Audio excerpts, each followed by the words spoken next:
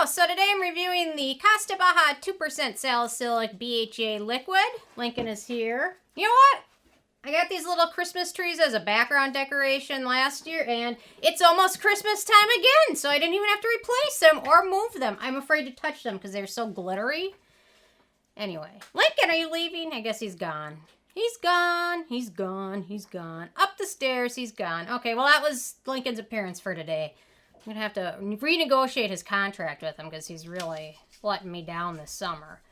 Okay, so Cos De Baha, they have a couple of salicylic acid products, two of them, the 2% liquid and the 4% serum. I'm going to review the 2% liquid today. I highly recommend if you are debating these two, the liquid is probably the one you want to go with, if you're a stickler about pH. Okay, so they call this a 2% salicylic acid treatment solution with also a 2% niacinamide for blemish-prone skin. This mild liquid exfoliant dissolves pore-clogging impurities to prevent acne breakouts, blackheads, redness, uneven skin tone, and dullness. This formula gently removes dirt, makeup, and excess oil. I would not use this as a cleanser or around your eye area. Salicylic acid is a beta-hydroxy acid that sheds built-up dead skin to unclog pores and clear congestion. It also has soothing and anti-inflammatory properties, which is all true.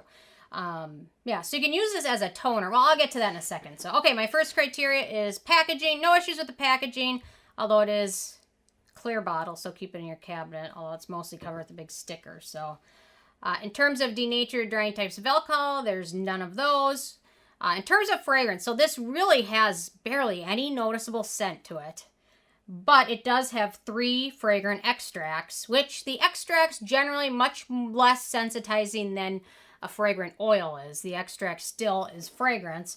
We've got Rosa, Damascena extract, Lavender extract, and then Melissa Officinalis leaf extract, which is also known as balm mint. Balm mint, 2 words. So typically, if you see lavender oil, it's going to be a lot more scented than if you see lavender extract. I have no idea why they wanted to put those 3 in here, perhaps to mask some other smell from the ingredients, but it would be much better without those 3. So, there you go.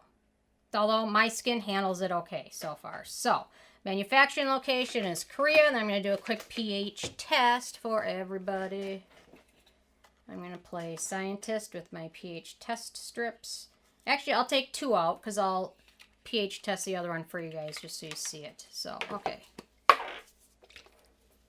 And then I'll get to ease of use in a second if I can pick this up. I had to cut my nails. I slammed the trunk of my car shut the other day and like cut every single nail in one hand and they all just ripped off.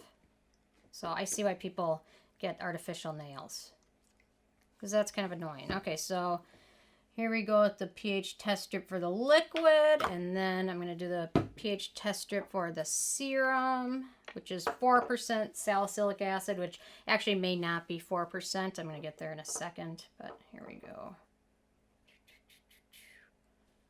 So as you can see, the 4% has a little bit higher pH, barely noticeable, but a little bit higher, and the liquid is just below 4. And the serum is just above 4. So if you're a stickler for pH, some people don't necessarily subscribe to the thought that salicylic acid needs to be between 3 and 4%, which is just fine. You can make your own conclusion. I find for me, it works best if it is between 3 and 4. It's most effective for me. But some people don't necessarily subscribe to that thought, which is just fine. That's what I love about skincare. There's so much science, so much research, and you can still, 2 intelligent people can still come to 2 totally different conclusions. It fascinates me. It's so interesting. So, okay. So, ease of use. So, they recommend after cleansing, use as a toner with a cotton pad, and then use a moisturizer in the rest of your routine after that. Use sunscreen. I recommend doing a patch test, especially with exfoliants, especially with something where it does have a few fragrant extracts in it. Do a patch test 2 days before you use it. Highly recommend it. Personally, I found I didn't like using this with a cotton pad. I just like patting this on after I use my normal toner, because my normal toner I do use around my eye area. So if you do use this as a toner, be careful around the eyes and mouth. But I found I just like patting it on. It's super easy. It absorbs pretty quickly. It sets to kind of a natural finish. It doesn't look or feel shiny. Typically recommend using this in the evening if at all possible. but use a sunscreen during the daytime. So very easy to use. Other products have no issues layering over this, so no issues with that. So very easy to use. Okay, in terms of antioxidants and beneficial ingredients, so we've got aloe, which is soothing, calming, and hydrating. We've got that salicylic acid. Then we also have something called Betaine salicylate. Salicylate. There we go. I think I basically said it at the same time every time. So it is a combination of salicylic acid and the hydrating ingredient betaine. It counts as a mild exfoliant and natural smoothing agent. Typically, it's in a lot of K-beauty products because of K-beauty regulations. Salicylic acid can only be used in certain amounts allowed that's sold in South Korea. So typically they say betaine salicylate is twice as gentle as salicylic acid. So if it's twice as gentle, that means a 2% exfoliant with this ingredient would typically be comparative to like a 1% exfoliant in the US or other countries. So the fact that they use salicylic acid and then betaine salicylate, typically, if it just contained that betaine salicylate, I'd say this is probably closer to 1%, what we're used to using. But because it contains both of them, I'm not exactly sure. So perhaps it is closer to 2%. I find it is pretty similar to other 2% exfoliants I've used, just a touch gentler, but pretty similar in terms of results, feeling, and performance. So there you go. Then we've got niacinamide, barrier repair, skin soothing, anti-acne ingredient, skin brightening, great ingredient.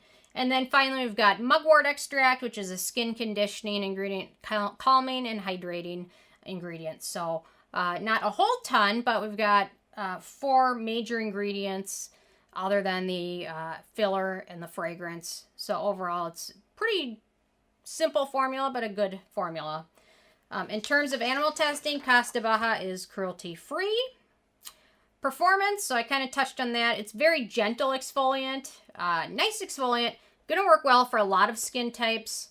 Probably, like I said, a touch more gentle than a lot of other 2% exfoliants, which would make it great for sensitive skin, except for the fact that they threw those 3 fragrant extracts in. I wish they would have left those out.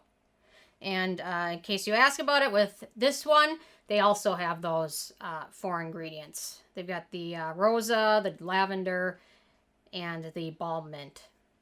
So, yeah, I wish they would have made one of these totally fragrance-free, but they didn't. Maybe they'll see this video and change it. Probably not, but once in a while, somebody from a brand sees my video. Kind of a big deal, I guess. No, I'm just kidding. No, I'm really just kidding. But once in a while, someone does see a video of mine. Okay, whatever. Totally. Okay, so in terms of sensitive skin, those 3 ingredients, iffy. It's very friendly for acne-prone skin, though. There's no ingredients of note for acneogenic skin, so that's a good thing. In terms of the price, so this is the full size, which is 120 milliliters, 4 ounces. It retails for about $15, and if you pat it on, this bottle will last you a long time. If you use it on a cotton pad, it's going to go a little bit faster, but if you just pat it on, you need like a dime size amount, it's going to last a long time. Then in terms of the it factor, gentle exfoliant. Wish they would have left those 3 fragrant extracts out. So more sensitive skin types could use this, because otherwise it's pretty nice and friendly for sensitive skin and acne-prone skin. But otherwise the price is very nice, gentle, well formulated, affordable. So with a 10 being a perfect score, I gave this one an 8. It's a lot to like, but a few issues, although it's certainly not as fragrant as a lot of other products out there. So don't get me wrong. And even using it, there's hardly any noticeable scent.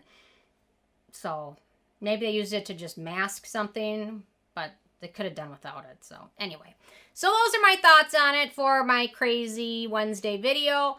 Interested in hearing your thoughts if you have a chance to try these, or if you have any tips on other BHA products. I'm always in the market looking for good ones because they seem to be hard to find. I'm not sure why, but you guys always have a good tip. So leave a comment and I will see you more tomorrow. Thanks so much, guys.